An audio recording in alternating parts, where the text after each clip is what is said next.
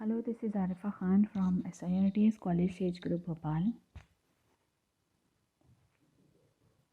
CS 302 lecture number 6 discrete structure. और आज का हमारा टॉपिक है मैथमेटिकल इंडक्शन।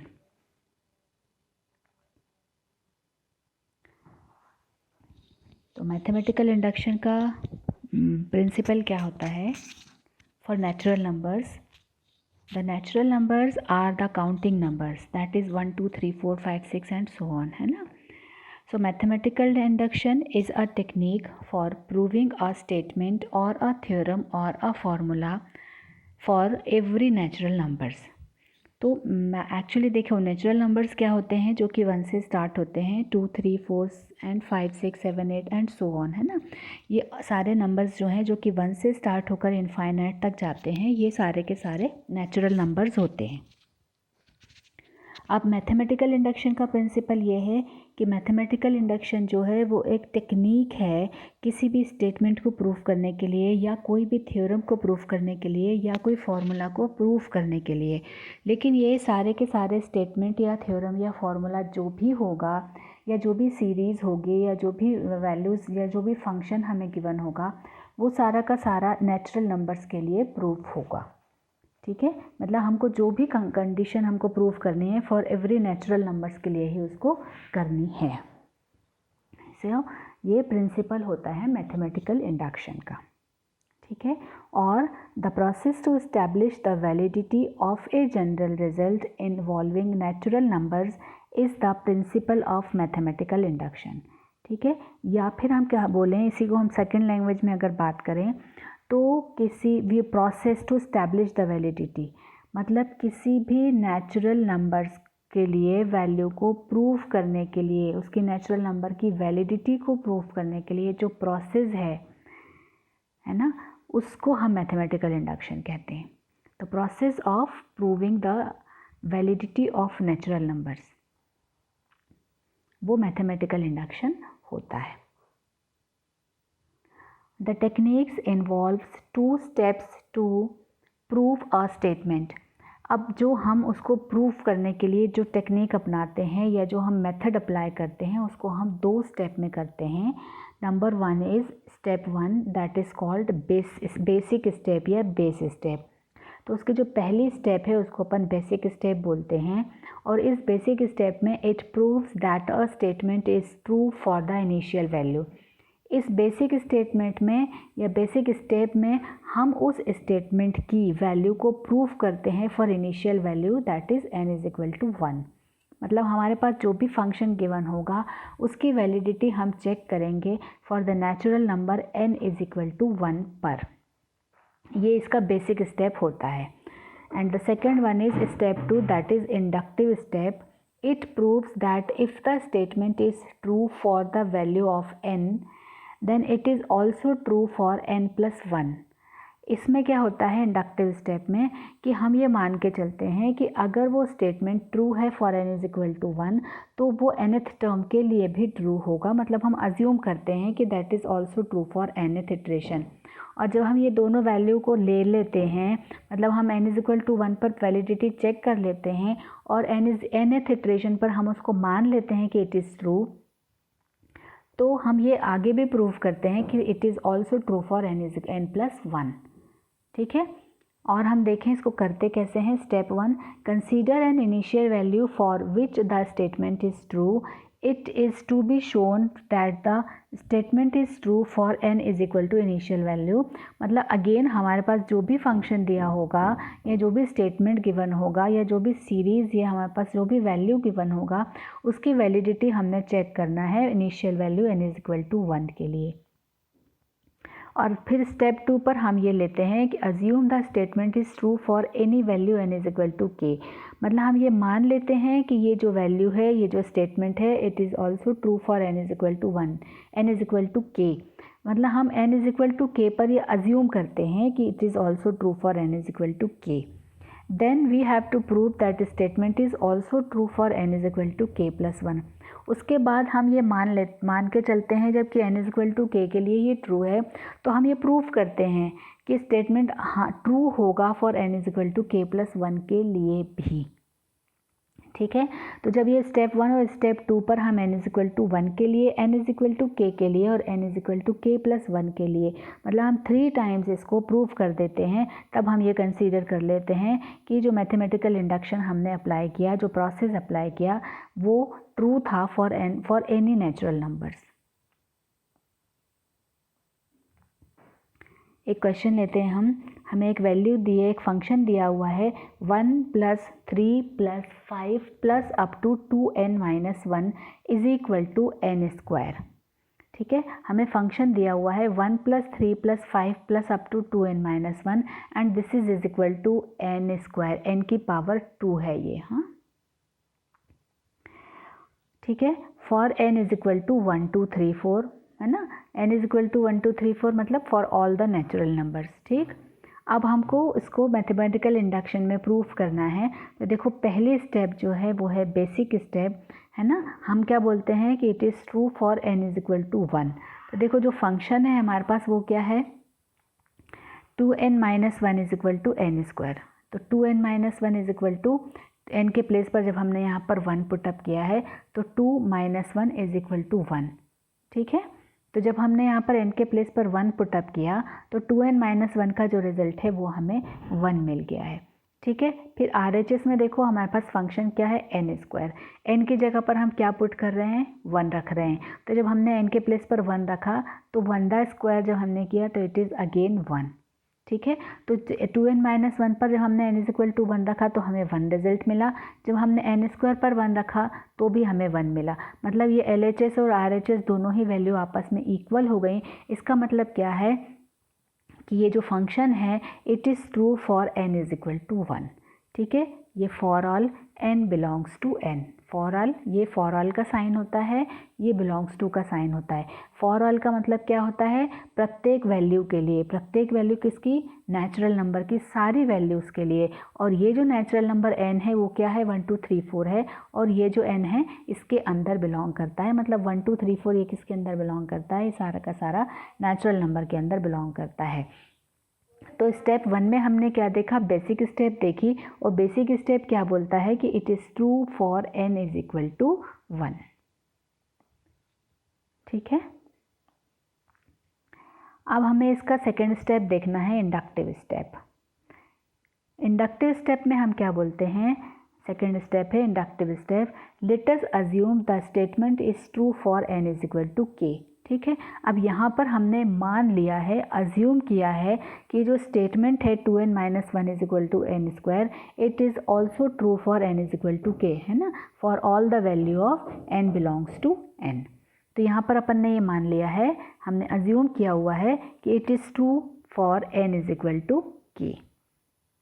ठीक है, अब जब हमें n इज इक्वल टू 1 के लिए स्टेटमेंट ट्रू है और हमने मान लिया कि n is equal to k के लिए ये भी ट्रू होगा, ये एज्यूम किया है और ये हमने प्रूफ किया है ना, तो हमें क्या करना है कि हमें अब ये मानना है कि नाउ देखो it is true for n is equal to k। तो फंक्शन क्या था हमारे पास, 1 plus 3 plus 5 plus up to 2n minus 1।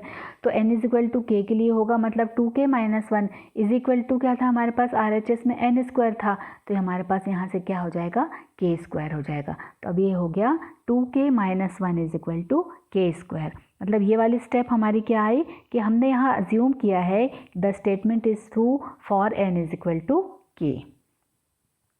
ठीक है, अब जब n इज इक्वल टू 1 के लिए प्रूफ हो गया और n is equal to k के लिए अज्यूम कर लिया हमने, तो अब हम लास्ट में हमने क्या प्रूफ करना है कि it is also true for k plus 1।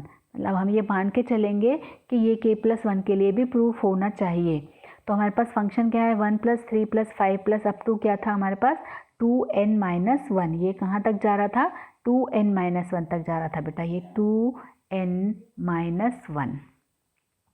अब हमने n के प्लेस पर क्या रखना है, n के प्लेस पर अपने पास वैल्यू है k प्लस 1।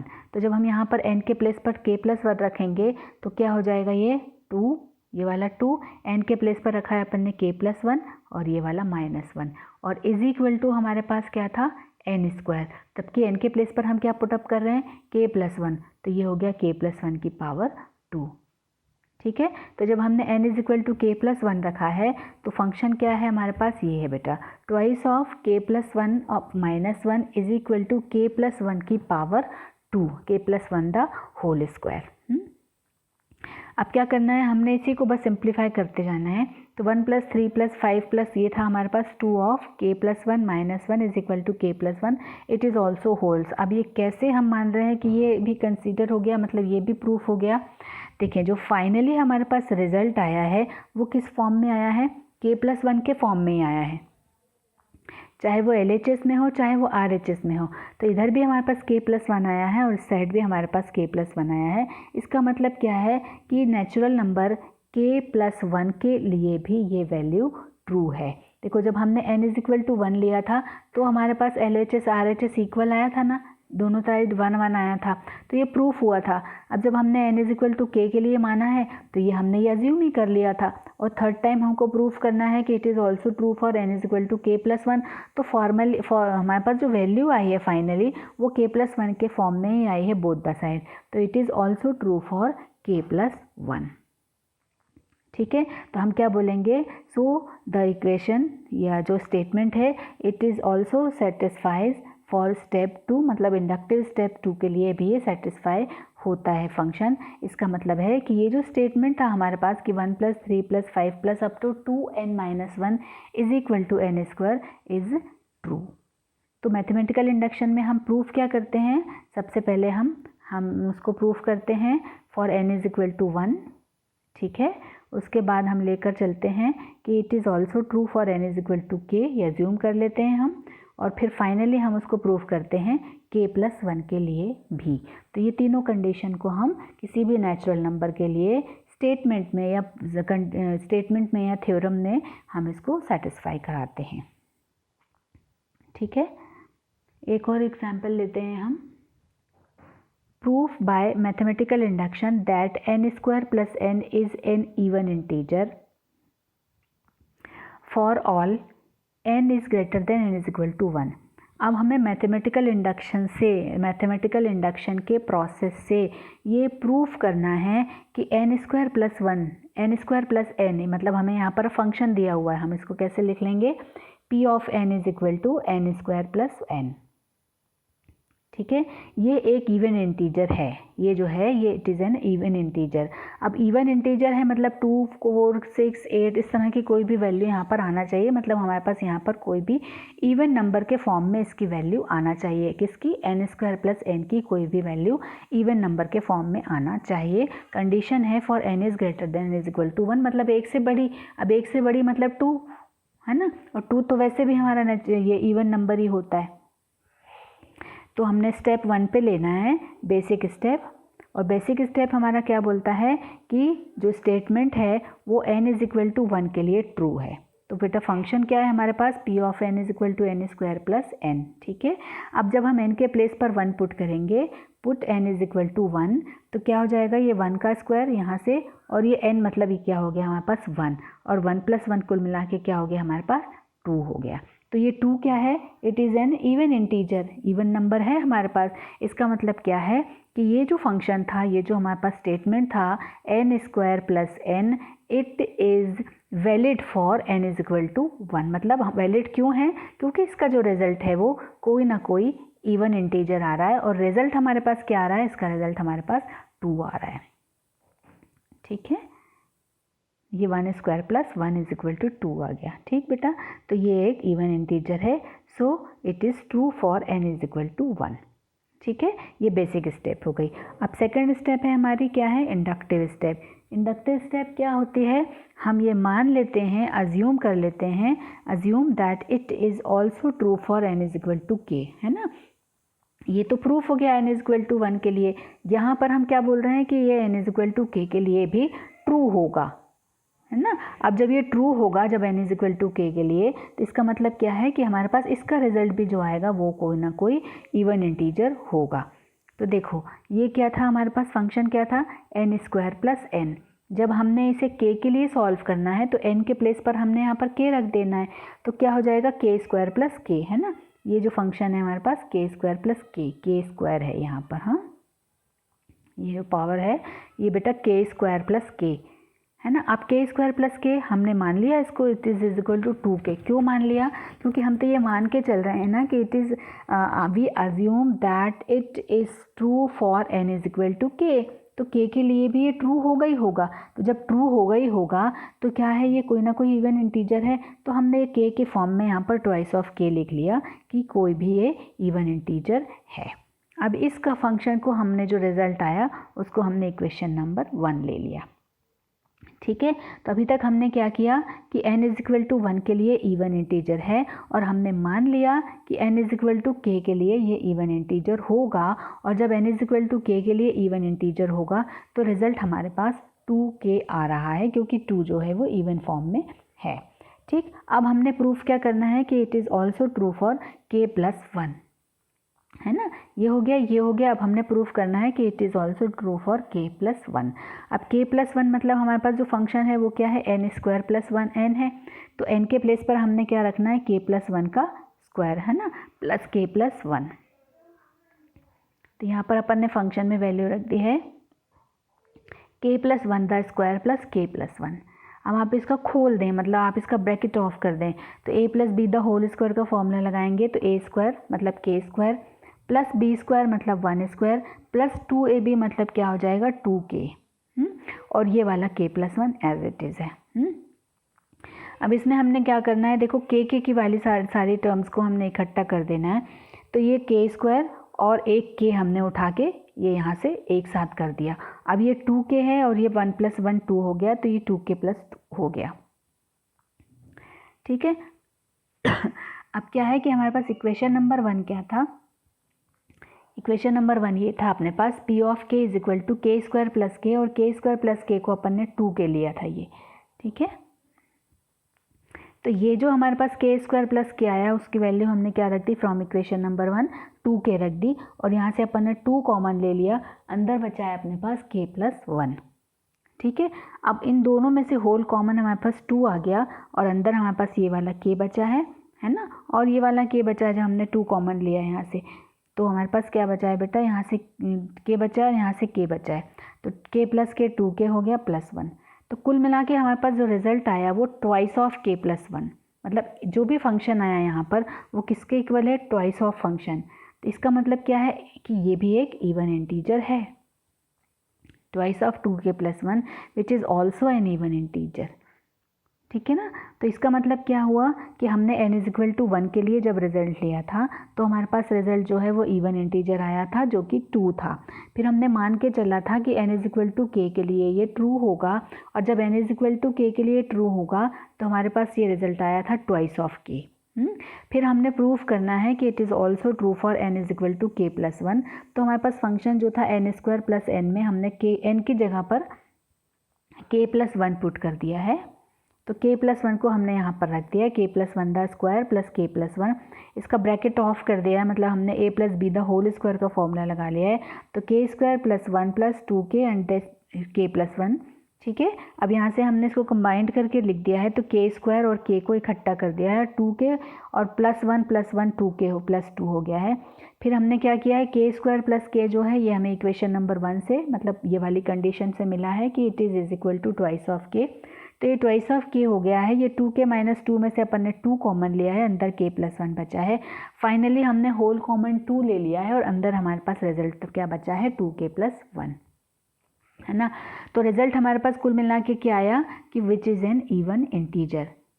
ठीक है, तो इस तरह के क्वेश्चन होते हैं जब हमने इसको प्रूफ कर लिया n इज इक्वल टू 1 के लिए, अज्यूम कर लिया n is equal to k के लिए, और फाइनली रिजल्ट हमारे पास आ गया कि k प्लस 1 के लिए भी हमारे पास इसका जो रिज़ल्ट है वो प्रूफ करता है, मतलब वैलिडिटी चेक करता है।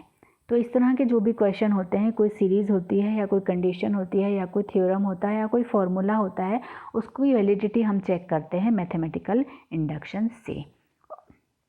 जैसे कि प्रीवियस लेक्चर में हम लोगों ने पढ़ा था operations on set. Operations on set का एक क्वेश्चन फाइनल एग्ज़ाम में आता है हमेशा 7 मार्क का। इसी तरह से ये इसका भी एक क्वेश्चन फाइनल एग्ज़ाम में आएगा, 7 मार्क का एक क्वेश्चन इसका भी फाइनल एग्ज़ाम में मैथमेटिकल इंडक्शन का एक क्वेश्चन आता ही है। तो और भी इनके क्वेश्चंस की प्रैक्टिस करना है आप लोगों ने।